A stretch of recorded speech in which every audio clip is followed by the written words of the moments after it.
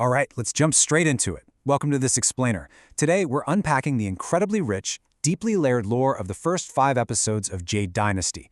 We're going to break down this massive, magical world by tracking the diverging paths of 2 young survivors. If you're a fan of seeing how hidden secrets and internal struggles eventually forge true power, you are absolutely in the right place. Let's map out exactly how a legendary underdog story gets built from the ground up. To really understand our protagonist, Zhang Xiaofan, we have to start with this immense, crushing burden he carries. Just listen to these strict instructions from the mysterious monk Puji. Xiaofan is just a kid, right? But after a totally chance encounter where this monk saves him from a terrifying assassin, a guy wielding the sinister poisonous blood Pataka, Puji forces a massive promise on him. He teaches the boy a secret technique, but swears him to absolute secrecy. I mean, he can't tell anyone, not his friends, not his family, and he can only practice in the dead of night. This single secret sets the stage for literally everything Zhang Xiaofan is about to go through. And honestly, it really illustrates the sheer chaos that completely upends Xiaofan's life in less than 24 hours. Picture this timeline. In the evening, Xiaofan and his best friend Lin Jingyu are just being kids, having their 98th friendly duel. By nightfall, the monk is fighting off that evil assassin. Then come midnight, tragedy strikes. Cao's Miao village, all 42 households are brutally massacred. Only Xiaofan, Jingyu, and one adult villager make it out alive. By morning, these 2 traumatized orphans wake up in the majestic Qingyun sect. Their entire world just vanished overnight. Which brings us to our next section, Divided Paths at Qingjun. Because, as you can imagine, surviving that tragedy was really only the first test. Now, this powerful sect has to figure out exactly what to do with these 2 orphaned boys. The contrast in their new lives is immediate. It's stark. Lin Jingyu is scooped right up by Kang Song of Longshou Peak. He's instantly heralded as this once-in-a-generation martial genius. Basically, everyone wants him. On the flip side, we have Zhang Xiaofan. Nobody really wants him. He gets dumped into Dashu Peak, deemed a super slow learner, and is told to go chop this special, incredibly hard black bamboo for 3 entire years. Oh, and he's essentially assigned to be the local cook for his new master, Tianbu Ye.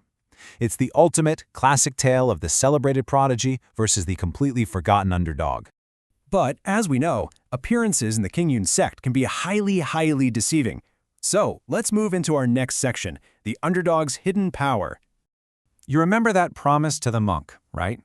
Well, while everyone else at Daju Peak thinks Xiaofan is just this mediocre cook who is utterly failing at basic martial arts, he's actually secretly practicing the Brahmin Prajna. It's a profound, complex breathing technique from the Tianyin temple, and he is stubbornly honoring his promise, practicing it totally invisibly every single night.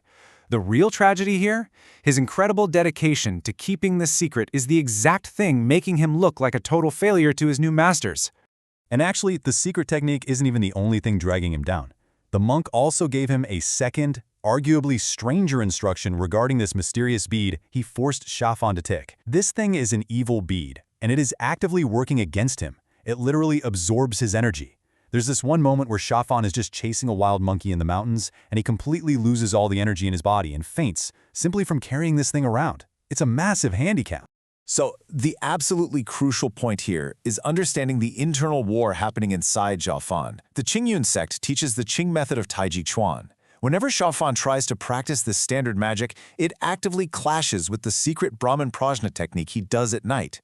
The 2 forces, Zen and Tao, they're like oil and water. They disperse each other inside him.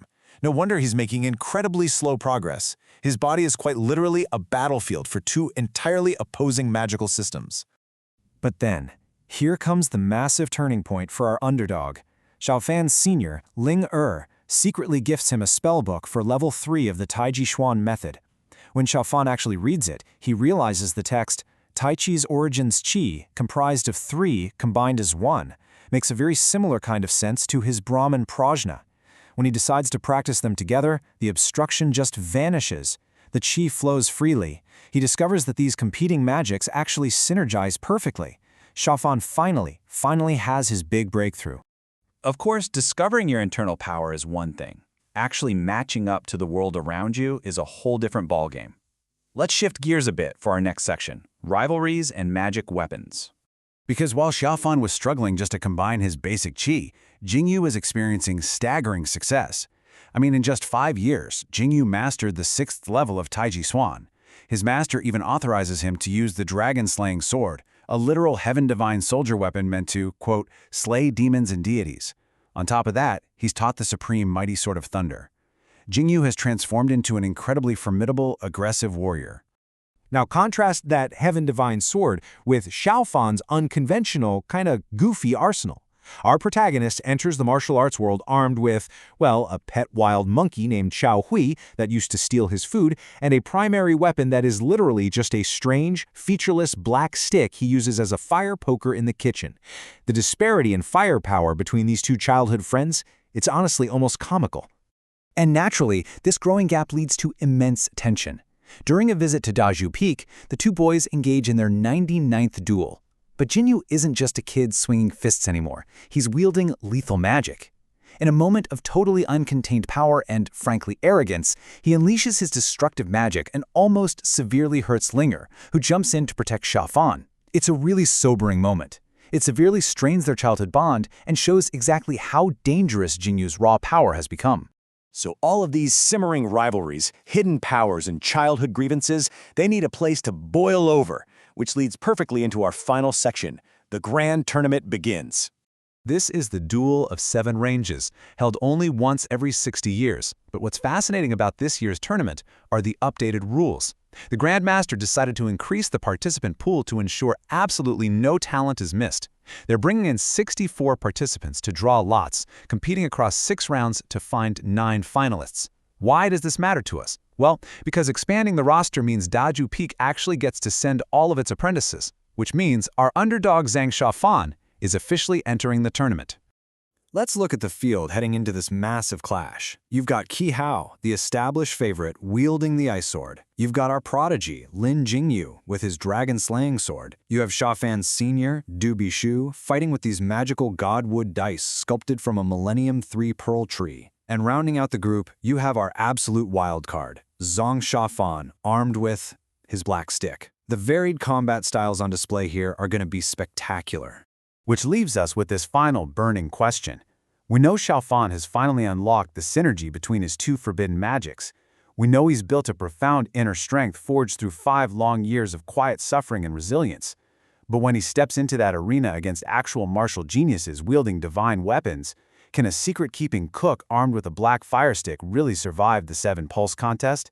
It's a fascinating setup that perfectly hooks us into the next chapter of the story. Think about how you'd fare if your hidden potential was finally put to the ultimate test. Thank you so much for joining me for this explainer, and keep learning.